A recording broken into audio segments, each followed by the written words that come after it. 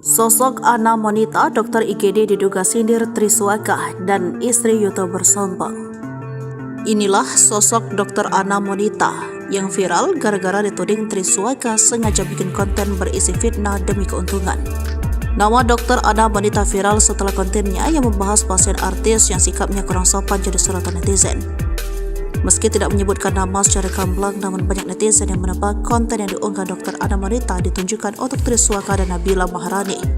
Benar saja, selang beberapa hari Triswaka langsung buka suara dan merasa dokter Ana Monita adalah untuknya. Triswaka mengaku kesal karena sang istri yang kini sedang sakit harus kena imbas mulu netizen.